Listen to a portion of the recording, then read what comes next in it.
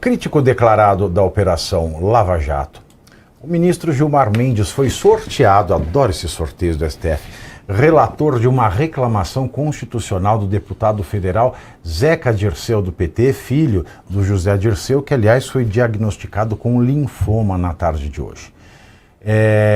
Essa ação do Zeca Dirceu contra o Dallagnol, não é? Ela surge contra uma decisão que determinou a retirada de uma postagem que alegava que o ex-deputado federal Deltan Dallagnol, do Novo, estaria inelegível.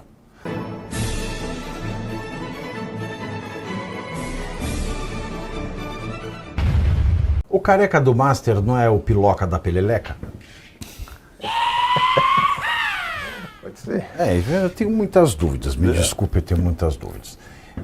Crítico declarado da Operação Lava Jato, o ministro Gilmar Mendes foi sorteado, adoro esses sorteios do STF, relator de uma reclamação constitucional do deputado federal Zeca Dirceu, do PT, filho do José Dirceu, que, aliás, foi diagnosticado com linfoma na tarde de hoje.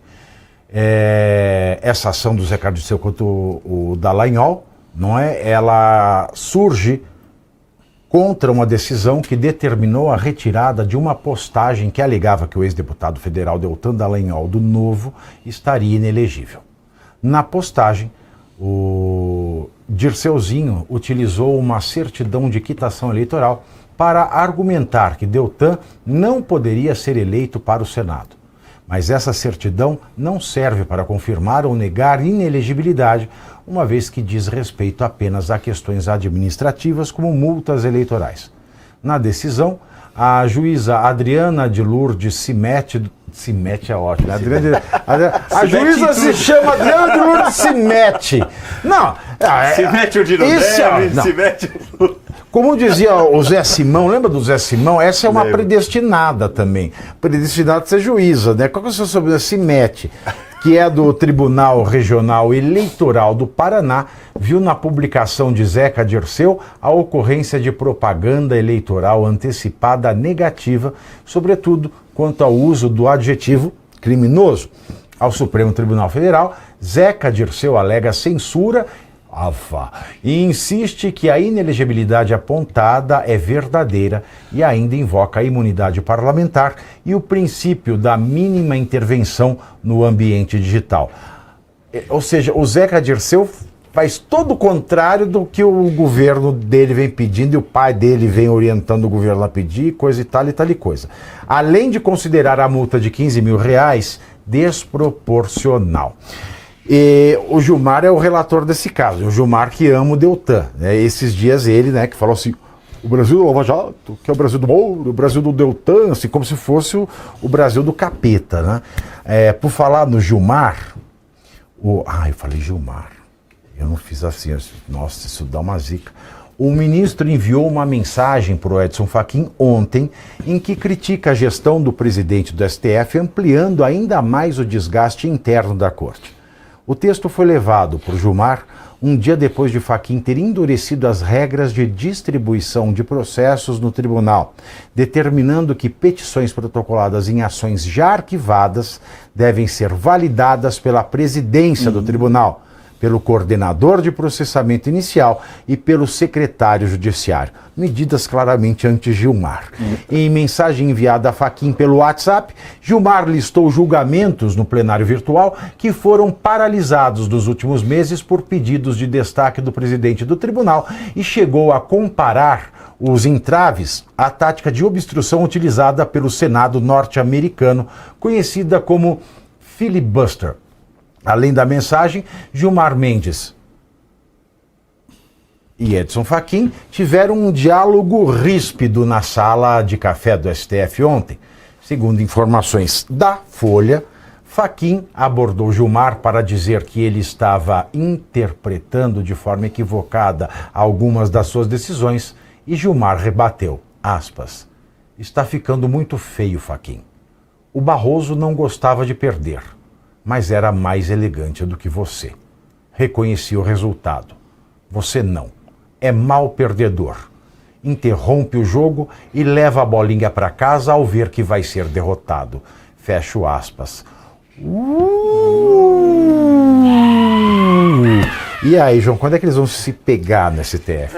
Um clima pesado entre os brothers lá no STF, mas que bom que está acontecendo esses desencontros. O Gilmar, ele vai para cima mesmo, né? Tudo leva a crer que o Gilmar é o grande líder ali do Supremo Tribunal Federal. Tudo leva a crer. E o Fachin, ele tem, né, sido bastante, né, confuso em suas decisões, tanto que o apelido dele é Fraquim, né?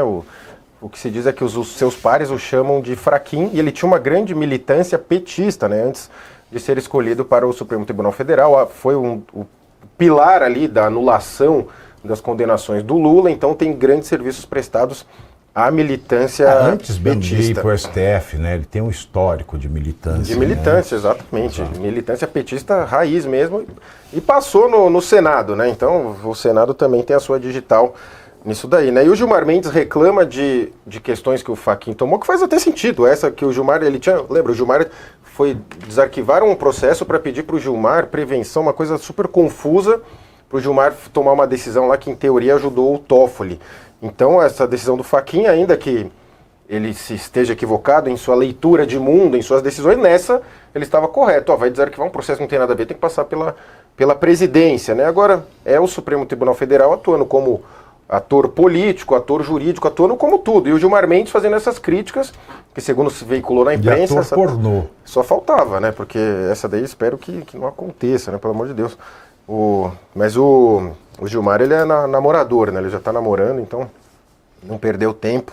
Agora, o Fachin, ele tá nessa presidência hesitante, né? Cada hora ele faz uma coisa, ele viu com essa questão do código de ética, que é um baita de um pastel de vento também, né? Vai fazer um código de ética assim, que já tem a lei para os juízes seguirem, não seguem, e quem ia determinar que o Alexandre de Moraes e o Gilmar Mendes seguissem o código de ética? O Fachin? Eu acho que não me parece o caso que o Fachin teria essa força toda. Então, o Fachin, ele tem os seus interesses, que são evidentemente...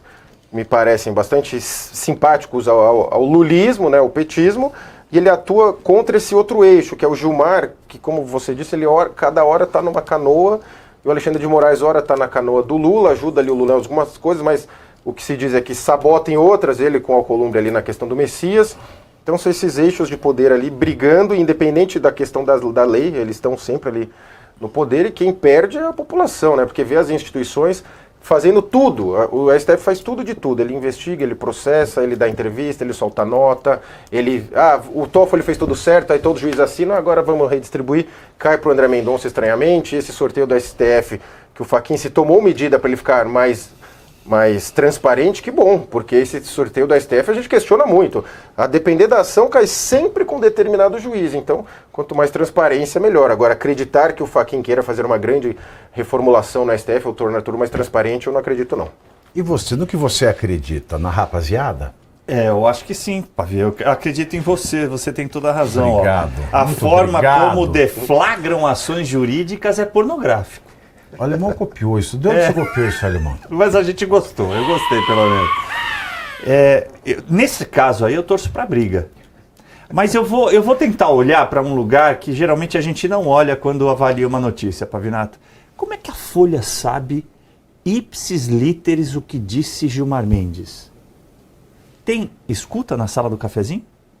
E as respostas, né? Foi a troca de mensagem. Ou tem alguém lá dentro que está gravando tudo que está acontecendo para poder passar ipsis literis para a Folha de São Paulo. Eu sei, mas eu não vou contar. Aí não vou. Deu a graça para mim, não tem mais nem como comentar. Acabou o comentário. Não vou comentar. Então, se acabou, já é sexta-feira, hashtag sextou. Muito obrigado, Caivano. Obrigado, Lúcio. Obrigado a você.